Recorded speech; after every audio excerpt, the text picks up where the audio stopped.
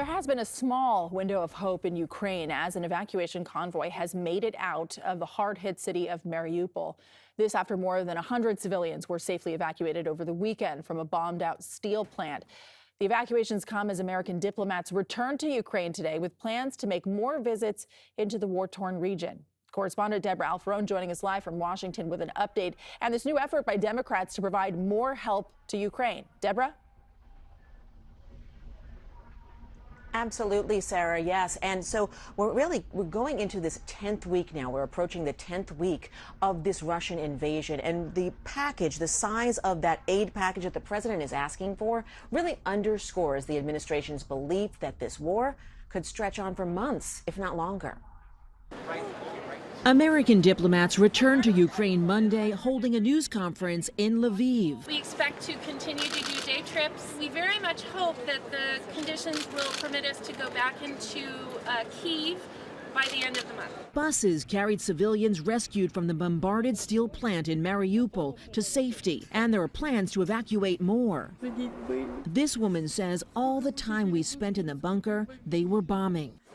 House Speaker Nancy Pelosi and a delegation of fellow Democrats met with the Polish president in Warsaw after a secret trip to Kyiv over the weekend. This is crucial moment in politics for us. Congressional Democrats are hoping to pass the president's request for an additional $33 billion in Ukraine aid by the end of the month.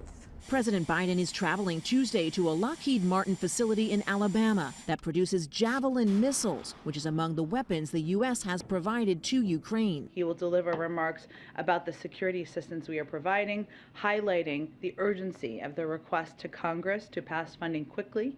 Russia's assault rages on in the eastern and southern parts of the country, though Ukrainian forces continue to fight back. Ukraine's naval forces released this video, which they say shows a drone strike on Russian patrol boats in the Black Sea. So, Deborah, we're starting to hear about these stories of prisoner swaps. And we know that 1 week after a U.S. prisoner swap with Russia, there's actually some new hope for another detained American in Syria.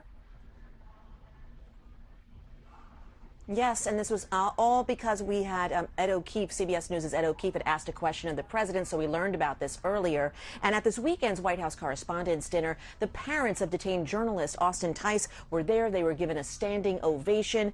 Tice abducted in Syria almost a decade ago at this point. So the president said he wanted to meet with them. Today we found out that they were actually meeting, and we just got a readout. I literally just got the readout to my email where the president reiterated his commitment in that meeting to continue the work through all available avenues to secure Austin's long overdue return to his family. So hopefully we'll hear more. There are other people out there. There are other prisoners in other places. And so the president is going to be working on this and met with that family today to kind of reassure them that his commitment is strong.